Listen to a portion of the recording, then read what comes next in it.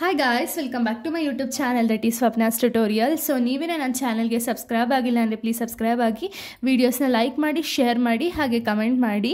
So ಈ ಒಂದು ವಿಡಿಯೋದಲ್ಲಿ ನಾನು ಥರ್ಡ್ ಸೆಮ್ BCom ಅವರ ಒಂದು ಡಿಜಿಟಲ್ ಆಂಟ್ರಪ್ರಿನರ್ಶಿಪ್ ಅನ್ನೋ ಒಂದು ಸಬ್ಜೆಕ್ಟೇ ಇದೆ. ಓಕೆನಾ? ಆ ಸಬ್ಜೆಕ್ಟಲ್ಲಿ ಫಸ್ಟ್ ಚಾಪ್ಟರ್ ಬಂದುಬಿಟ್ಟು ಇಂಟ್ರೊಡಕ್ಷನ್ ಟು ಡಿಜಿಟಲ್ ಆಂಟ್ರಪ್ರಿನರ್ಶಿಪ್ ಅಂತ ಹೇಳಿ ಈ ಒಂದು ಚಾಪ್ಟರ್ 1ನ ಎಕ್ಸ್ಪ್ಲೈನ್ ಮಾಡ್ತಿದ್ದೀನಿ. ಸೊ ಅದರಲ್ಲಿ ಸ್ವಲ್ಪ ಟಾಪಿಕ್ಸ್ನ ಈ ಒಂದು ವೀಡಿಯೋದಲ್ಲಿ ಎಕ್ಸ್ಪ್ಲೈನ್ ಮಾಡ್ತಾ ಹೋಗ್ತೀನಿ. ಇದು ಬಂದುಬಿಟ್ಟು ಪಾರ್ಟ್ 1 ವೀಡಿಯೋ ಆಗಿದೆ. ಸೊ ಇನ್ನು ನಾನು ಬೇರೆ ಬೇರೆ ಒಂದೊಂದು ಪಾರ್ಟ್ಸ್ಗಳನ್ನ ಬೇರೆ ಬೇರೆ ವೀಡಿಯೋಸಲ್ಲಿ ನಾನು ಎಕ್ಸ್ಪ್ಲೈನ್ ಮಾಡ್ತಾ ಹೋಗ್ತೀನಿ. ಯಾಕೆ ಅಂದರೆ ನಿಮಗೆ ಒಂದೇ ವೀಡಿಯೋದಲ್ಲಿ ಎಲ್ಲ ಹೇಳ್ಕೊಡೋಣ ಅಂದರೆ ಕಂಪ್ಲೀಟಾಗಿ ಎಲ್ಲರಿಗೂ ಕೂಡ ಒಂದು ಮಿಕ್ಸಪ್ ಅನ್ನೋದಾಗುತ್ತೆ ಆ್ಯಂಡ್ ಯಾರಿಗೂ ಕೂಡ ಪ್ರಾಪರಾಗಿ ಗೊತ್ತಾಗಲ್ಲ. ಸೊ ಅದಕ್ಕೆ ಬೇರೆ ಬೇರೆ ವೀಡಿಯೋಸ್ನ ಆ್ಯಸ್ ಇಟ್ ಈಸ್ ನಾನು ಯಾವ ರೀತಿ ಫಸ್ಟ್ ವೀಡಿಯೋಸ್ನ ಅಪ್ಲೋಡ್ ಮಾಡ್ತಿದ್ನೋ ಅದೇ ರೀತಿ ಇನ್ನು ಅಪ್ಲೋಡ್ ಮಾಡ್ತಾ ಹೋಗ್ತೀನಿ. ನಿಮ್ಗೆ ಯಾರಿಗಾದರೂ ಯಾವ್ಯಾವೆಲ್ಲ ವೀಡಿಯೋಸ್ ಬೇಕು ಅನಿಸುತ್ತೋ ಅದನ್ನೆಲ್ಲ ನಾನು ಕಮೆಂಟ್ ಮೂಲಕ ಕಮೆಂಟ್ ಹಾಕಿ ನಾನು ಬೇಗ ಎಕ್ಸಾಮ್ ಬರೋ ಅಷ್ಟರಲ್ಲಿ ನಾನು ಬೇಗನೆ ಕಂಪ್ಲೀಟ್ ಮಾಡಿಕೊಡ್ತೀನಿ. ಓಕೆನಾ? So first of all digital entrepreneurship ಅಂತ ಹೇಳಿ ಸಬ್ಜೆಕ್ಟ್ ನೇಮೇ ಇದೆ. ಓಕೆನಾ? ಸೊ ಡಿಜಿಟಲ್ ಆಂಟ್ರಪ್ರಿನರ್ಶಿಪ್ ಅಂದರೆ ಏನು ಅಂದರೆ it refers to the process of creating and managing a business through digital technologies. ಅಂದರೆ ಏನು, ಈಗ ಒಂದು ಬಿಸ್ನೆಸ್ ಸ್ಟಾರ್ಟ್ ಮಾಡಿದ್ದಾರೆ ಅಂದ್ಕೊಳ್ಳಿ ಯಾರಾದರೂ ಒಬ್ಬರು. ಸೊ ಈ ಒಂದು ಬಿಸ್ನೆಸ್ನ ನಾವು ಡಿಜಿಟಲ್ ಟೆಕ್ನಾಲಜೀಸ್ನ ಯೂಸ್ ಮಾಡಿಕೊಂಡು ಏನಾದರೂ ಬಿಸ್ನೆಸ್ನ ಕ್ರಿಯೇಟ್ ಮಾಡೋದಾಗಿರಲಿ, ಮ್ಯಾನೇಜ್ ಮಾಡೋದಾಗಿರಲಿ, ಅಥವಾ ಒಂದು ಪ್ರೋಸೆಸ್ನ ಮೇಂಟೈನ್ ಮಾಡೋದಾಗಿರಲಿ. ಓಕೆನಾ? ಥ್ರೂ ಡಿಜಿಟಲ್ ಟೆಕ್ನಾಲಜೀಸ್ ಅಂದರೆ ಏನು, ಮೊಬೈಲಿಂದನೋ, ಇಂಟರ್ನೆಟ್ಟಿಂದನೋ, ಸೋಷಿಯಲ್ ಮೀಡಿಯಾದಿಂದನೋ ಅಥವಾ ಮೊಬೈಲ್ ಆ್ಯಪ್ಸಿಂದನೋ ಏನಾದರೂ ಪ್ರಾಡಕ್ಟ್ನ ಸೇಲ್ ಮಾಡೋದಾಗಿರ್ಬೋದು, ಪರ್ಚೇಸ್ ಮಾಡೋದಾಗಿರ್ಬೋದು, ಏನೋ ಒಂದು ನ್ಯೂ ಕ್ರಿಯೇಟಿವ್ ಐಡಿಯಾಸ್ನ ಯೂಸ್ ಮಾಡಿಕೊಂಡು ಡಿಜಿಟಲ್ ಟೆಕ್ನಾಲಜಿನ ಯೂಸ್ ಮಾಡ್ಕೊಂಡು ಏನಾದರೂ ಒಂದು ಬಿಸ್ನೆಸ್ನ ರನ್ ಮಾಡಿದ್ರು ಅಂದರೆ ಅಂಥದ್ದನ್ನ ನಾವು ಡಿಜಿಟಲ್ ಆಂಟ್ರಪ್ರಿನರ್ಶಿಪ್ ಅಥವಾ ಅಂಥವ್ರನ್ನ ನಾವು ಡಿಜಿಟಲ್ ಆಂಟ್ರಪ್ರಿನರ್ಸ್ ಅಂತ ಹೇಳಿ ಕರಿತೀವಿ. ಓಕೆನಾ? ಸೊ ಇದರದ್ದು ಮೇನ್ ಆಬ್ಜೆಕ್ಟಿವ್ ಏನೇನಿದೆ ಅಂದರೆ ಡಿಜಿಟಲ್ ಆಂಟ್ರಪ್ರಿನರ್ಶಿಪ್ ಮೇನ್ ಆಬ್ಜೆಕ್ಟಿವ್ಸ್ ಬಂದುಬಿಟ್ಟು ಇನೋವೇಷನ್ ಅಂದರೆ ಏನು.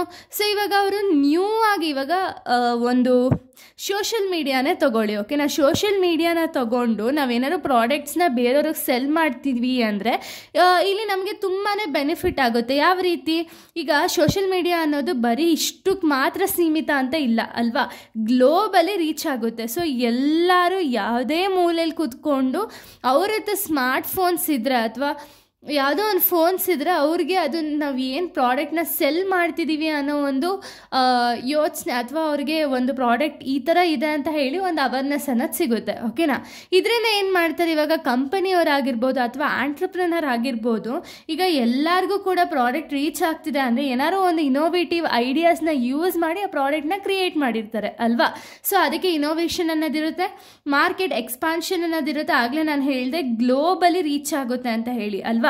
ಸೊ ಗ್ಲೋಬಲಿ ರೀಚ್ ಆಗುತ್ತೆ ಅಂದರೆ ಮಾರ್ಕೆಟ್ ಎಕ್ಸ್ಪಾಂಡ್ ಅಲ್ವಾ ಆಗೋದು. ಸೊ ಅದಕ್ಕೆ ಮಾರ್ಕೆಟ್ ಎಕ್ಸ್ಪಾನ್ಷನ್ ಅನ್ನೋದಿರುತ್ತೆ, ಕಾಸ್ಟ್ ಎಫಿಷಿಯನ್ಸಿ. ಸೊ ಇವಾಗ ನಾವು ಫಿಸಿಕಲ್ ಆಗಿ ಸ್ಟೋರ್ ಏನಾದ್ರು ಇಟ್ರಿ ಅಂದ್ಕೊಳ್ಳಿ. ಓಕೆನಾ? ಈ ಫಿಸಿಕಲ್ ಸ್ಟೋರ್ಗೆ ಯೂಶ್ವಲಿ ನಮಗೆ ತುಂಬ ಅಮೌಂಟ್ ಖರ್ಚಾಗುತ್ತೆ ಅಲ್ವಾ. ಒಂದು ಸ್ಟೋರ್ ಅಮೌಂಟ್ ಆಗಿರ್ಬೋದು ಅಥವಾ ಒಂದು ಲೇಬರ್ ಕಾಸ್ಟ್ ಆಗಿರ್ಬೋದು, ಆ್ಯಂಡ್ ಅಲ್ಲಿ ಪ್ಲೇಸ್ ಮಾಡೋದಕ್ಕೆ ಒಂದು ಪ್ರಾಡಕ್ಟ್ಗೆ ಒಂದು ಡಿಸ್ಟ್ರಿಬ್ಯೂಷನ್ ಕಾಸ್ಟ್ ಆಗಿರ್ಬೋದು. ಡಿಸ್ಟ್ರಿಬ್ಯೂಷನ್ ಕಾಸ್ಟು ಈ ಕಡೆ ಒಂದು ಡಿಜಿಟಲಲ್ಲೂ ಇರುತ್ತೆ ಆ್ಯಂಡ್ ಫಿಸಿಕಲ್ ಸ್ಟೋರ್ಸಲ್ಲೂ ಇರುತ್ತೆ. ಬಟ್ ಏನು ಅಂದರೆ ಕಂಪ್ಯಾರಿಟಿವ್ಲಿ ಎಲ್ಲದಕ್ಕೂ ಕಂಪೇರ್ ಮಾಡಿದ್ರೆ ನಮಗೆ ಆನ್ಲೈನ್ ಬೆಸ್ಟ್ ಅನಿಸುತ್ತೆ ಅಲ್ವಾ. ಸೊ ಡಿಜಿಟಲ್ ಆಂಟ್ರಪ್ರಿನರ್ಶಿಪ್ಪಲ್ಲಿ ಏನಾಗುತ್ತೆ ಅಂದರೆ ಕಾಸ್ಟ್ ಅನ್ನೋದು ರೆಡ್ಯೂಸ್ ಆಗುತ್ತೆ. ಓಕೆನಾ?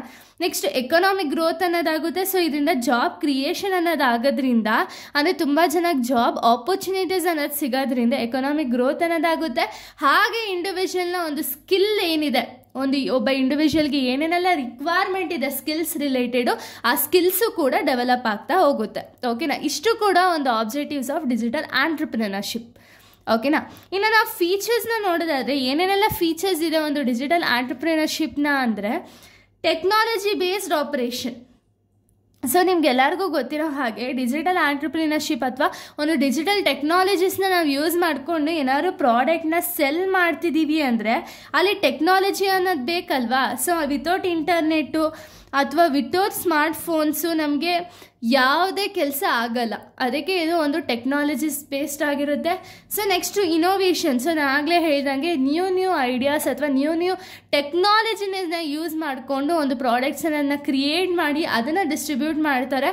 ಸೊ ಅದಕ್ಕೆ ಅಲ್ಲೇನಾಗುತ್ತೆ ಅಂದರೆ ಇನೋವೇಟಿವ್ ಐಡಿಯಾಸ್ನ ಯೂಸ್ ಮಾಡೋದ್ರಿಂದ ಇನೋವೇಷನ್ ಅನ್ನೋದು ಕ್ರಿಯೇಟ್ ಆಗುತ್ತೆ, ಗ್ಲೋಬಲಿ ರೀಚ್ ಆಗುತ್ತೆ. ಸೊ ಡಿಜಿಟಲ್ ಟೆಕ್ನಾಲಜೀಸ್ ಅನ್ನೋದು ಯಾರೋ ಒಬ್ಬರೋ ಇಬ್ಬರೋ ಯೂಸ್ ಮಾಡೋದಲ್ಲ, ವರ್ಲ್ಡ್ ವೈಡ್ ಯೂಸ್ ಮಾಡ್ತಾರೆ. ಸೊ ಅದಕ್ಕೆ ಏನಾಗುತ್ತೆ ಅಂದರೆ ಆ ಪ್ರಾಡಕ್ಟ್ಸ್ ಏನಿದೆ ಅದು ಗ್ಲೋಬಲಿ ರೀಚ್ ಆಗುತ್ತೆ ಅಲ್ವಾ.